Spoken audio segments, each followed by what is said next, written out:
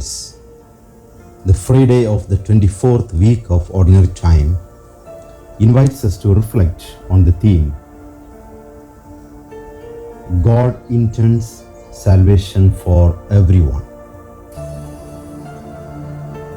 When God moves, creation trembles as if the greatness of God were bursting the narrow confines of human existence.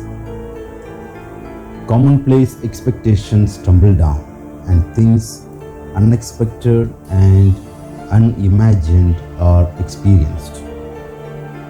When Jesus became a man and dwelt among us, he expanded the boundaries of what people expected from the Messiah.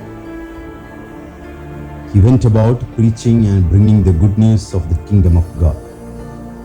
The good news is God intends salvation for everyone, not just the deserving, faithful, or religious, but for every man and woman ever in existence. This was almost incomprehensible to the Jews, God's chosen people. That God should redeem the nations, even the immoral, unbelieving heathen, was unthinkable. In fact, however, it was and still is true. No one is excluded from God's love or his desire to share his life personally and intimately. No one on this earth is beyond the reach of God's love or too steeped in sin for his power to redeem. The 12 apostles and the women who traveled with Jesus were not what was expected of the Messiah King's advisors.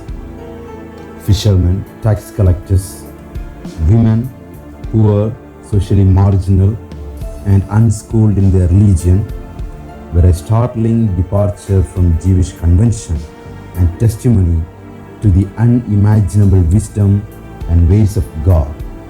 But God's wisdom shatters the restrictions of our minds, and in Jesus, God reconciles men and women, Jews and Gentiles, rich and poor, healthy and sick, righteous and outcast, often in unimaginable ways. In Jesus, the kingdom of God is opened once and for all to everyone, the lowly and marginal, the prominent and influential.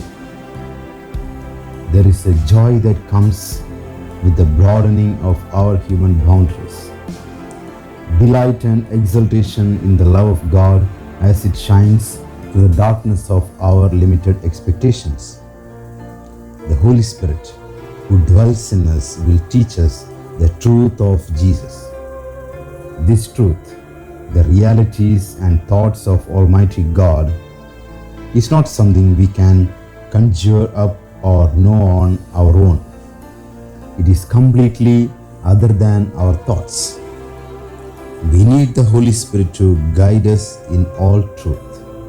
Let us turn to Him daily for the wisdom and knowledge that come only from God. No one is unimportant or unnecessary in God's economy. The least in His kingdom finds a home and a mission at Jesus' side. Let us pray. Lord Jesus, shatter our preconceived ideas and biases so that we may think as you think, love as you love, and choose the ways and plans that you have ordained from before all time.